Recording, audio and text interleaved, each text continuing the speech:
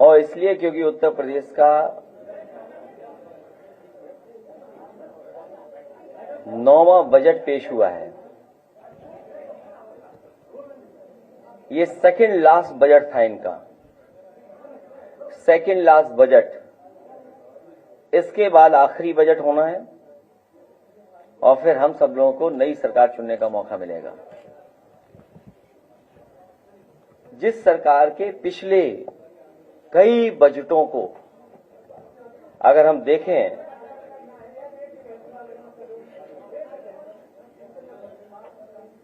तो ये जो बजट हैं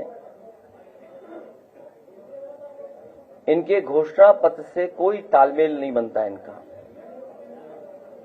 इस बजट का और इससे पहले बजटों का कोई फोकस नहीं रहा। बिना विजन के बजट आए हैं। कोई रोड मैप तैयार नहीं था सरकार का कि किस दिशा में हम लोगों को उत्तर प्रदेश को ले जाना है, और कोई क्लैरिटी नहीं है बजटों में कि हम किसान या जो बेसिक चीजें हैं, लोगों की जरूरतें हैं, उनको कैसे किया जाए। हर बार बजट आता है और सरकार यही कहती है कि उत्तर प्रदेश का सबसे बड़ा बजट है। ये लैंग्वेज, ये टर्म हर सरकार हर बजट के लिए इस्तेमाल कर सकती है, क्योंकि जो भी बजट होगा वो पिछले बजट से बड़ा बजट होगा। तो ये बात कहना कि सबसे बड़ा बजट पेश हो रहा है, ये सोचने की बात है। ये बजट नहीं, बड़ा ढोल है। ये बजट नहीं, बड़ा ढोल है जिसमें आवाज तो बहुत है पर अंदर से खाली है। ये बजट खोखला है। ये बजट खोखला है। इस बजट का झोला खाली है। जनता को लग रहा है बजट आया ही नहीं है। वो पूछ रही है कि प्रवचन तो आया गया। जनता सोच रही है कि बजट आया ही नहीं। वो पूछ रही है प्रवचन तो आ गया, बजट कब आएगा। बजट देख करके किसानों की उम्मीद का खेत सूख गया है। बजट देख करके महिलाओं के माथे पर घर चलाने की चिंता की लकीरें और बढ़ गई हैं। बजट देख करके बेरोजगारों की आंखों के आगे अंधेरा छा गया है। बजट देख करके व्यापारी, कारोबारी और दुकानदारों पर मंदी की मार और गहरा गई है। जो वहां मेज पीट रहे थे, बजट देख करके भाजपा के मंत्री और विधायकों के गले सूख गए हैं, क्योंकि अपने विभागों और विधानसभाओं में तो उन्हें ही महंगाई, बेरोजगारी का सामना करना पड़ेगा। उन्हें गुस्से का भी सामना करना पड़ेगा, क्योंकि अंतोगत्वा विधायक, मंत्री को ही जनता को फेस करना है। वो महंगाई का जवाब क्या देंगे, बेकारी का जवाब क्या देंगे। और जो बजट लगातार 9 पेश किए हैं सरकार ने, उसके बाद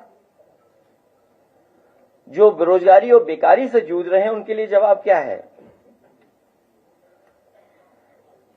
बजट देख करके बुनकरों का ताना माना रुक गया है और हथकरघे खामोश हो गए हैं।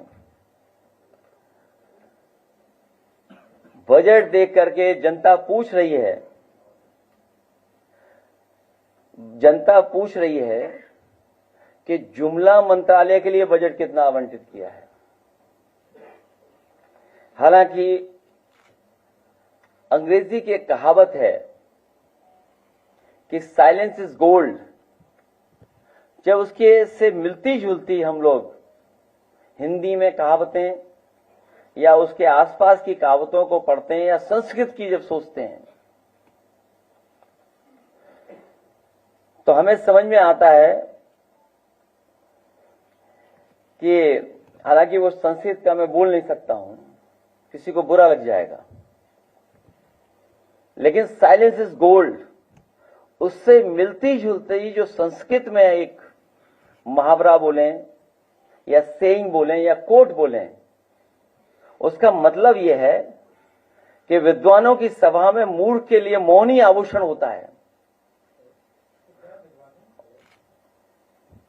विद्वानों के सभा में मूर्ख के लिए मौन ही आभूषण होता है। और ये तो विधानसभा थी जहां पर बहुत जागरूक लोग थे। कुछ लोग उर्दू का विरोध उर्दू में किए, और यहां पर जितने लोग बैठे हैं, हमारे पत्रकार साथी बड़े जागरूक समझदार लोग हैं, वो उर्दू को भी जानते हैं, हिंदी को भी समझते हैं, अंग्रेजी को भी समझते हैं। तो सोचिए, पहली सरकार है जो उर्दू का विरोध उर्दू में कर रहे थे।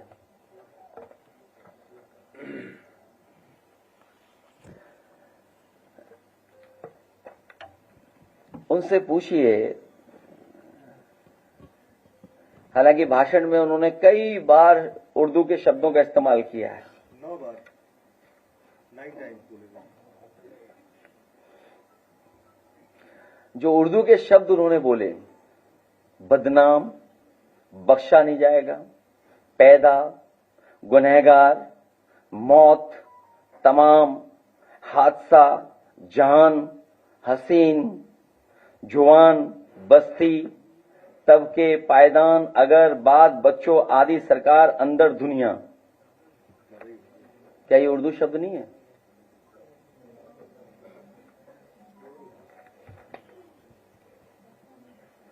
और जो शब्द इस्तेमाल करते हैं, रेल की हिंदी क्या है,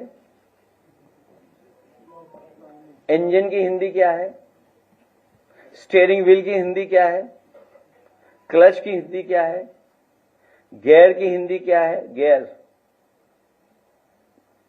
हैंडल, प्लेटफॉर्म, इनकी हिंदी क्या है,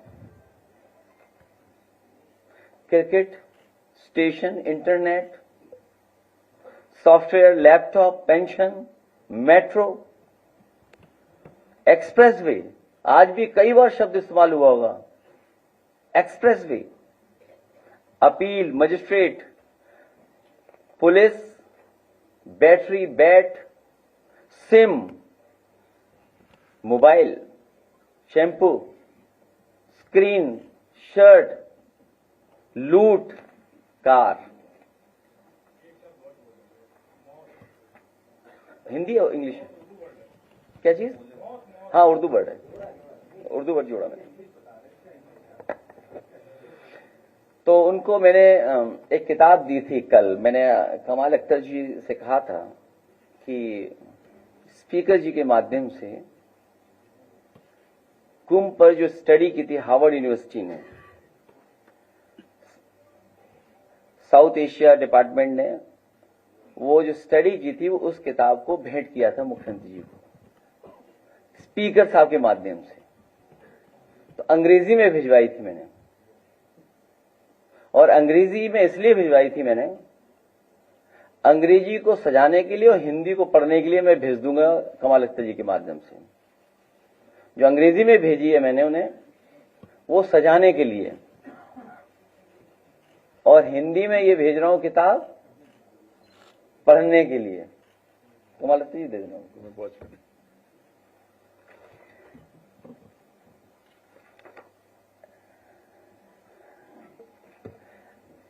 क्योंकि 9वां बजट था इनका,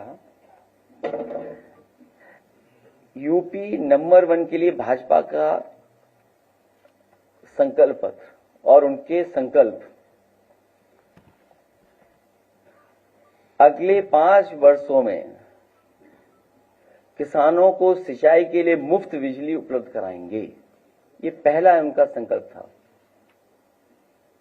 कितने बजट पेश हो चुके हैं? 9। पहला घोषणा पत्र का पहला है उनका शब्द ये। दूसरा, वो कहते हैं कि हम 25,000 करोड़ की लागत के साथ सरदार वल्लभ भाई पटेल एग्रो इंफ्रास्ट्रक्चर मिशन बना करके प्रदेश भर के किसानों की मदद करने का काम करेंगे। कितने पैसे इकट्ठे करना चाहते हैं ये लोग इंफ्रास्ट्रक्चर फंड में, एग्रीकल्चर इंफ्रास्ट्रक्चर फंड में? 25,000 करोड़ रुपया, और 9 बजट इनके चले गए हैं। 1,000 करोड़ कह रहे हैं भामाशाह भाव स्थिरता कोष को बनाएंगे, जिसमें आलू, टमाटर, प्याज जैसे सभी फसलों का न्यूनतम मूल्य सुनिश्चित करेंगे। 1,000 करोड़ किसके लिए?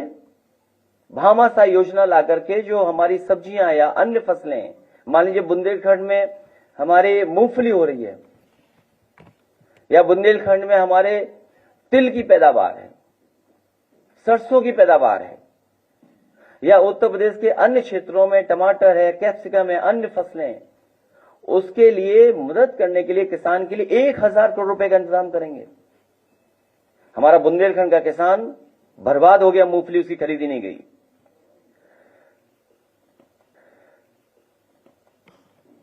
अगले 5 वर्षों में सरकार द्वारा न्यूनतम समर्थन मूल्य दिया जाएगा फसलों का। आप में से जानते होंगे कहां फसलों का न्यूनतम दाम मिलेगा? जो हमारे सरकार, जो समाजवादी सरकार में मंडियां बनी थी, उन मंडियों को अगर चौपट किसी ने किया तो इस सरकार ने चौपट कर दिया। कोई भी नई मंडी नहीं बनी है एक भी, जहां किसान जाकर के अपनी एमएसपी ले सके। ऐसे तमाम उनके वो बिंदु हैं जो घोषणा पत्र में शामिल थे, और 9 बजट के बाद भी हम देख रहे हैं। वहीं इन्होंने कहा कि हम गन्ना किसानों का अगर 14 दिन में भुगतान नहीं होगा तो हम उसमें इंटरेस्ट देकर के उनका भुगतान कराने का काम करेंगे। पहले दिन से ये सरकार कहती है कि हमने इतना पेमेंट किया है, इतना भुगतान किया है, एक बकाया नहीं बताते हैं, और दूसरा क्या कीमत बढ़ाई है गन्ने की, कितना रेट बढ़ाया गन्ने का, आज तक सरकार नहीं बता रही है। हमारे विधायक तमाम बैठे हमारे साथ, उसी गन्ना क्षेत्र से आते हैं, पंकज मलिक बैठे हैं, अभी सहारनपुर में होकर के आया हूं, वहां भी कई महत्वपूर्ण किसान नेताओं से मैं मिला, पत्रकार साथियों से मैं मिला, औरों से जानकारी ली है। पूरे उत्तर प्रदेश के किसान चाहते थे गन्ने की कीमत बढ़े। सोचिए, डबल इंजन की सरकार ने, दोनों बजटों ने ऐसा डबल ब्लंडर किया है कि किसानों की गन्ने की कीमत नहीं बढ़ा पाए, गन्ने की कीमत रेट नहीं बढ़ा पाए, और 14 दिन तो भूल जाइए आप। फिर ये सरकार कहती है कि हम 4,000 एफपीओ बनाएंगे, एफपीओ, और उनको 18 लाख रुपए से मदद करने का काम करेंगे। कितने रुपए? उन्हें 18 लाख तक की वित्तीय सहायता प्रदान की जाएगी एफपीओ को। सरकार बताए कितने एफपीओ की मदद की है? प्रदेश में 6 मेगा फूड पार्क विकसित किए जाएंगे। ये डबल ब्लेंडर सरकार ने अगर एक भी मेगा फूड पार्क विकसित किया हो तो सरकार बताए। मेगा फूड पार्क, और मुझे याद है उस समय की सरकार से मिलकर के, उस समय की दिल्ली की सरकार ने उत्तर प्रदेश में कई फूड पार्क के लिए, प्रोसेसिंग के लिए योजनाएं लागू की थी, जिसमें मुझे याद है एक कन्नौज और दूसरा बस्ती में। लेकिन सरकार ने पता नहीं क्या रुख अपनाया है कि अभी तक वो चालू नहीं हो पाए। सेंटर ऑफ एक्सीलेंस बनाया इजराइल गवर्नमेंट के साथ मिलकर के, और कई एक्सपर्ट साइंटिस्ट उसमें थे शामिल, जहां पर किसानों को कैप्सिकम, टमाटर या ग्रीन हाउस में तैयार कर करके किसानों को उपलब्ध कराते थे, जिससे किसानों की आय बढ़ सके, उनकी पैदावार अच्छी हो। सरकार आते ही बजट नहीं दिए जा रहे कहीं भी। कोई भी एक्सीलेंस सेंटर बनाया, उसमें कहीं भी कोई बजट का इंतजाम नहीं है, ना साइंटिस्ट को बुलाया जा रहा है। फिर ये कहां से आय दोगुनी कर देंगे? जो लोग सशक्त नारी की बात कर रहे हैं, जिन्होंने कहा कि यूपीपीएससी में हम महिलाओं की संख्या दुगनी कर देंगे सरकारी नौकरियों में। इनके घोषणा पत्र में है कि पीएससी में हम लोग दुगनी कर देंगे। आज बताएं कितनी दुगनी हो गई है। 500 करोड़ की लागत से state talent search and development scheme शुरू करेंगे। कहो तो ये मुख्यमंत्री जी पढ़ भी ना पाए।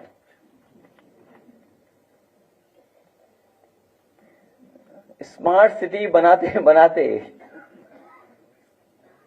ये स्मार्ट क्लास भी बनाने लगे हैं। ऑडियो वीडियो प्रोजेक्टर के साथ स्मार्ट क्लासरूम बनाई जाएंगी। Computer lab, cyber lab, art room निर्माण की जाएंगे। वाईफाई की व्यवस्था की जाएगी। आधुनिक इंफ्रास्ट्रक्चर एवं वर्ल्ड क्लास सुविधाओं के साथ विश्वविद्यालयों के निर्माण होंगे। आज ही मैं अखबार पढ़ रहा था कि लखनऊ यूनिवर्सिटी रो रही है कि उसे बजट मिल जाए। सोचिए क्या लिखते हैं अपने घोषणा पत्र में कि आधुनिक इंफ्रास्ट्रक्चर एवं वर्ल्ड क्लास सुविधाओं के साथ विश्वविद्यालय बनाएंगे। जो आपके नाक के नीचे है विश्वविद्यालय, वो फंड के लिए रो रहा है। और बाकी यूनिवर्सिटी कॉलेज का क्या हाल होगा वो आप बेहतर समझते होंगे। स्वस्थ प्रदेश बनाएंगे, इसके लिए हम एड लास्ट में एक दिखाएंगे आपको। पूरा मेडिकल डिपार्टमेंट को इलाज की जरूरत है। स्वास्थ्य विभाग को, पूरे स्वास्थ्य विभाग को इलाज की जरूरत है। हम लगभग 30,000 करोड़ का इन्वेस्टमेंट लेकर के आएंगे किसी योजना के माध्यम से। 30,000 करोड़ मतलब सरकार अपने हाथ खड़े कर रही है। सरकार नहीं चाहती कि वो इलाज खुद दे, वो चाहती है कि प्राइवेट इन्वेस्टर्स इसमें आए। और जो वित्त मंत्री हैं, सबसे पहला medical college central state government की स्पॉन्सरशिप दोनों स्कीम से मिलकर के शाहजहांपुर का पहला मेडिकल कॉलेज शुरू किया गया था। उस समय वित्त मंत्री के गृह जनपद का मेडिकल कॉलेज ही में कुछ नहीं हो रहा है। इलाज तो दूर, दवाई तो दूर। जो मेडिकल कॉलेज चलाने के लिए जो स्टाफ की जरूरत होती है, वो स्टाफ ही नहीं है वहां पे। और आपको याद होगा जिस समय मैं सदन में था कि उस मेडिकल कॉलेज में कितने प्रोफेसर की जरूरत है, कितने असिस्टेंट प्रोफेसर की जरूरत है, कितने अन्य स्टाफ की जरूरत है, उसकी पूरी सूची पढ़ी थी मैंने। जब वित्त मंत्री के अपने गृह जनपद के मेडिकल कॉलेज की ये हालत हो, स्वास्थ्य की ये हालत हो, मैंने जानकारी की है शाहजहांपुर की, एक भी एम्बुलेंस नहीं चल रही वहां पर। फोन मिलाने पर एम्बुलेंस ही नहीं आती है। घंटों इंतजार करने के बाद एम्बुलेंस पहुंचती है। सोचिए वित्त मंत्री के जनपद का ये हाल। और अभी हाल में मैं कैंसर इंस्टीट्यूट गया था, क्योंकि इधर अगर हम डेटा सरकार का देखें तो डायबिटीज, हार्ट, किडनी और कैंसर, इन गंभीर बीमारियों से बहुत गरीब के घर में परेशानी आ रही है। बहुत बड़े पैमाने पे ये बीमारियां बढ़ती चली जा रही हैं, लेकिन इलाज नहीं मिल पा रहा है। जो पर्याप्त इलाज मिलना चाहिए, समय से इलाज मिलना चाहिए, क्योंकि अगर समय से इलाज मिल जाएगा तो खर्चा भी कम होगा और जीवन भी बचाया जा सकता है। लेकिन समय पे इलाज नहीं सरकार दिला पा रही है। अभी जब मैं कैंसर इंस्टीट्यूट गया, तो जब मैं कैंसर इंस्टीट्यूट में पहुंचा हूं तो सबसे पहले मरीज जिससे मैं टकराया वो गोरखपुर की थी बेटी एक। सोचिए कैंसर इंस्टीट्यूट में अचानक हम लोग गए, और जब मैंने कैंसर इंस्टीट्यूट के परिसर में गया और मैंने जानना चाहा कि मरीज कहां इंतजार करते हैं, कहां आराम करते हैं, तो वहां पर देखा कि जहां पर ओपीडी बनी हुई है बिल्डिंग की, उसी पर जमीन पर अपना गद्दा बिस्तर लगा करके सो रहे हैं। और जो सबसे पहले मैं टकराया, गोरखपुर की बेटी से टकराया मैं।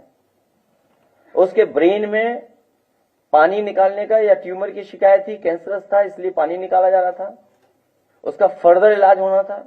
आप सोचिए प्रदेश के मुख्यमंत्री 9 साल से हैं, 9 साल से, और गिनती कर लेना गोरखपुर कितनी बार गए।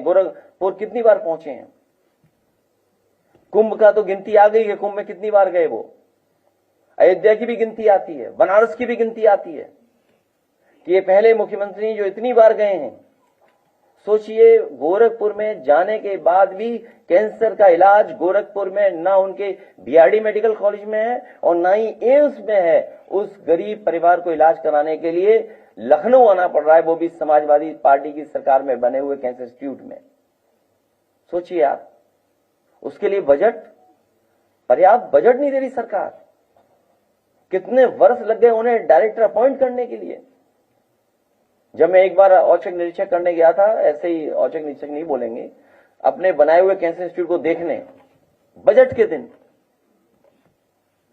हमारे साथ चौधरी साहब भी थे। तो जब पहुंचे तो पूछा कि डायरेक्टर कहां है, तो डायरेक्टर साहब को आने में आधा घंटा लगा। वो आना इसलिए नहीं चाहते कि क्या जवाब दें बजट का। अभी हम लोग विधायक लोग सब गए मिल करके, डायरेक्टर गायब हो गया वहां से, और इसलिए चले गए कि क्या बताएं। वो तो काम करना चाहते हैं, डायरेक्टर, डॉक्टर्स काम करना चाहते हैं। वहां इंस्टीट्यूशन में जो प्रोफेशनल डॉक्टर्स हैं वो अच्छा काम करके दिखाना चाहते हैं, लेकिन सरकार ने नाम तो बदल दिया, लेकिन बजट नहीं दे रही सरकार।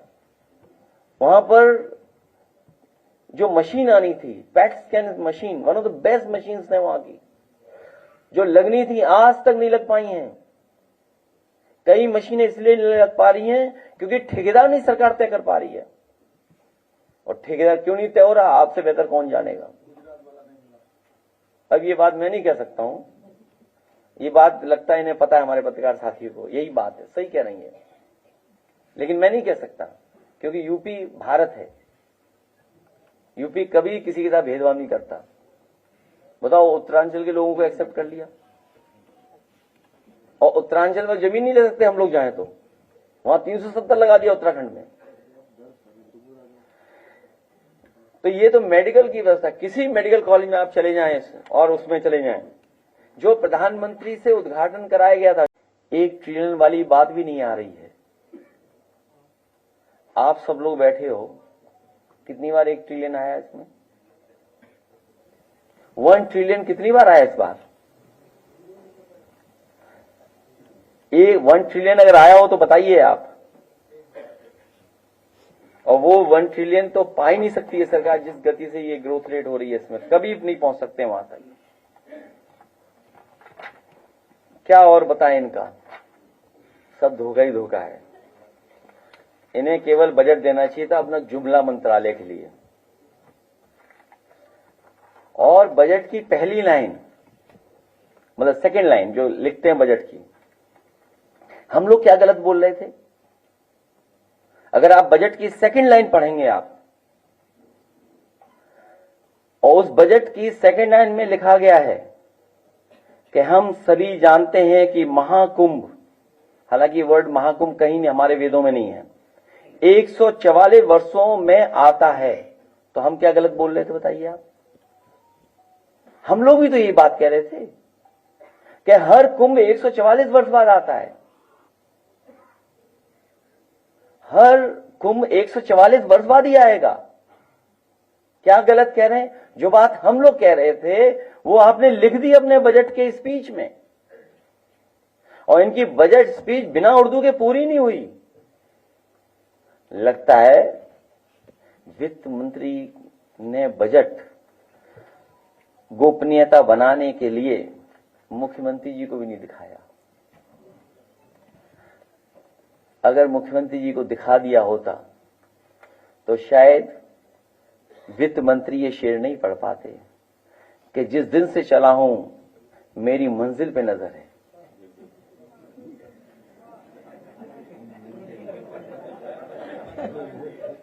सोचिए आप, ये गोपनीयता उन्होंने बना के रखी। ये सीक्रेसी होती, क्योंकि आप बजट किसी को बता नहीं सकते बजट पेश होने से पहले तक। तो देखिए सरकार में हो क्या रहा है, और उसी का परिणाम आपने कुंभ में देखा कि जो उत्तर प्रदेश का पॉल्यूशन बोर्ड है उसका जो डेटा कहता है, और जो सेंट्रल पॉल्यूशन बोर्ड एनजीटी का जो डेटा कहता है, दोनों में ब्लंडर है, दोनों इंजन टकरा रहे हैं। हो क्या रहा है ये बताइए दिल्ली लखनऊ में? दिल्ली वालों के आंकड़े, दिल्ली वालों का डेटा यूपी वाले स्वीकार नहीं कर रहे हैं, और यूपी वाले अपना नया डेटा है जो स्वीकार करेगी दिल्ली के नहीं करेगी। अब ये बताइए आप, अगर हम दिल्ली वालों के आंकड़ों को मान करके कोई बात कहें और ये सरकार नहीं मान रही है, तो क्या ये सरकार कहेगी कि दिल्ली वाले सनातनी नहीं है? अगर दिल्ली वाले ये कह रहे हैं कि जो गंगा का पानी है, संगम में जो पानी है, त्रिवेणी में जो पानी है, वो स्नान करने लायक भी नहीं है, अगर हम दिल्ली वालों की बात माने तो ये बात हम मान के चलें कि लखनऊ वाले दिल्ली वालों को भी सनातनी नहीं मानेंगे, क्योंकि वो विरोध कर रहे हैं, पानी स्नान करने लायक नहीं है। मैं तो इस मौके पर कहूंगा, चाहे वो यूपी पॉल्यूशन बोर्ड के डेटा हो या सेंट्रल पॉल्यूशन बोर्ड का डेटा हो जो मेरे हाथ में है, बीजेपी के सभी नेताओं को सिंटेक्स टंकी भर के दी जाए, उनके घरों पे पहुंचाया जाए विशेष गाड़ी से, जिससे वो अपना खाना बनाएं, उसी पानी से स्नान करें, और जब समय आए तब पीते भी रहें दवाई के रूप में। क्या ये स्वीकार करेगी भारतीय जनता पार्टी? अगर ये नहीं कर रहे हैं, अगर संगम का पानी नहीं स्वीकार कर रहे हैं खाना बनाने के लिए जो भर के आएगा वहां से, और स्नान पीने का काम, और मैं तो कहूं कमाल अख्तर जी एक बोतल में भर करके वहीं रख देना उस सदन में, जब पी के दिखाओ। सोचिए, क्योंकि मुख्यमंत्री जी को पता ही नहीं है वो बैक्टीरिया आता कहां से है, वो बैक्टीरिया आता कहां से है। वो बैक्टीरिया गंदगी से आता है। हमारे मुख्यमंत्री को बीओडी, सीओडी, डिसॉल्व ऑक्सीजन कुछ नहीं पता है। अगर पता होता तो शायद इस भाषा का इस्तेमाल नहीं करते जो भाषा का इस्तेमाल कर रहे हैं वो सदन में। और कभी कभी क्या होता है कि आदमी अपने नेचुरल उसमें चला जाता है, वो उनका नेचुरल फ्लो था। पहले एएनआई ने एक बार दिखाया था नेचुरल फ्लो उनका।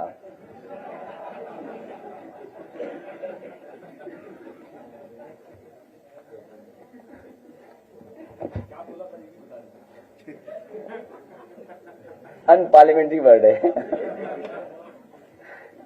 अनपार्लियामेंट्री वर्ड है। जीरो टॉलरेंस क्राइम में जो इनका भेदभाव है, और कुछ ही लोगों पे भरोसा कर करके उन्हीं से सब काम लेना, उन्हीं से सब काम करवाना, उसका परिणाम क्या है कि हाईएस्ट लेवल का करप्शन है पुलिस विभाग में। अभी तक का हाईएस्ट लेवल का करप्शन है, और अपने कुछ लोगों को खुश करने के लिए कुछ लोगों पर कार्रवाई लगातार हाईएस्ट लेवल पर करप्शन है। और उसका उदाहरण कई हैं। पुलिस विभाग का इतना करप्शन उत्तर प्रदेश के लोगों ने कभी नहीं देखा होगा जितना हो रहा है, और हर तरह का करप्शन है। जितने तरह के करप्शन होते हैं हर तरह का करप्शन पुलिस विभाग में है। और उसका परिणाम क्या है? आज Uttar Pradesh crime against women में नंबर 1 है, क्राइम अगेंस्ट वुमेन में नंबर 1 है। क्राइम अगेंस्ट SC ST बहुत से प्रदेशों को हम पीछे छोड़ गए,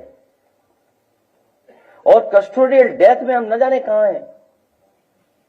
और ये सरकार संविधान की बाबा साहब भीमराव अंबेडकर जी का जो आर्टिकल 21 है, जो आर्टिकल 21 कहता है, उसकी भी सरकार परवाह नहीं कर रही है। क्योंकि कई बार ये लोग बैलेंस करने के लिए भी जान ले लेते हैं। अगर किसी की जान ले ली, उंगली उठ गई, तो उन्हें बैलेंस करना है तो अपने आदमी को भी वो मार देंगे। सोचिए आप, आर्टिकल 21 संविधान का बाबा साहब का, कि आप जान नहीं ले सकते किसी की। और कस्टोडियल डेथ में हम कहां पहुंच गए? साइबर क्राइम, साइबर क्राइम में भी हम लोग न जाने कहां हैं। एक पिछले दिनों हमने सदन में भी कहा था, लेकिन खुल के बात नहीं कही थी। आप लोगों ने देखा होगा बहुत सारे अखबारों में वो विज्ञापन आया था कि वो जेल के अंदर एक गधा बंद है। सभी अखबारों में बड़े फ्रंट पे आया था। हमें तो यही नहीं समझ में आया गधा कौन है। एक विज्ञापन अखबारों में आया जिसमें जेल के अंदर एक गधा दिखाया गया। हमें ये नहीं समझ में आया गधा किसको कह रही सरकार ये। और जब हमने उस पर ट्वीट कर दिया, एक्स पे लिख दिया, उसके बाद से वो एड भी आना बंद हो गया। थाने का करप्शन आपको याद होगा, एक थाना बलिया का, उसकी आमदनी क्या थी? प्रतिदिन जाने कितनी इनकम थी प्रतिदिन उसकी, 25 लाख रुपए थे। और कुंभ में जो हम लोगों ने दुर्दशा देखी है, कुंभ में ट्रैफिक जाम, गाड़ियों में बैठे रहे लोग, चलने के लिए चलते रहे, किलोमीटरों चलते रहे, सब सड़कें बंद रहीं, लोग स्नान नहीं कर पाए, जहां पानी मिला वहां स्नान कर लिया, संगम त्रिवेणी में नहीं पहुंच पाए। बहुत से लोग बस स्नान करके चले गए, बस उनकी श्रद्धा थी इसलिए स्नान करके चले गए, क्योंकि सरकार ने इतना इवेंट कर दिया, मैनेजमेंट कर दिया और इतना पॉलिटिसाइज कर दिया। पहली बार कुंभ को पॉलिटिसाइज किया गया होगा, इससे पहले कभी कुंभ पॉलिटिसाइज नहीं हुआ। जो हमारे कुंभ की ब्यूटी थी, वो ब्यूटी ये थी कि कन्वर्जेंस ऑफ रिवर, जो नदियां मिलती हैं, वो है ब्यूटी हमारी। इन्होंने बढ़ा बढ़ा के कह करके, और बहुत सारे साधु संत बोल नहीं सकते हैं लेकिन दुखी मन से गए हैं, क्योंकि उन्हें सेवा मिलनी चाहिए थी। सेवा करने का काम सरकार को करना चाहिए था। सरकार मुनाफे की नहीं सोच सकती है, धर्म के काम में मुनाफा नहीं सोचा जा सकता है। धर्म का काम सेवा का है, आस्था का काम है। कोई इसमें मुनाफा ढूंढ रहा है, सोचिए आप। इनके लिए धर्म मुनाफा हो गया, बिजनेस हो गई। और धर्म में राजनीति पहली बार सम्राट हर्षवर्धन ने जहां शुरू किया था कुंभ, वैसे तो पौराणिक है, लेकिन जो डॉक्यूमेंटेड हिस्ट्री बोलती है वो यही बोलती है कि सम्राट हर्षवर्धन ने कभी कुंभ शुरू किया था।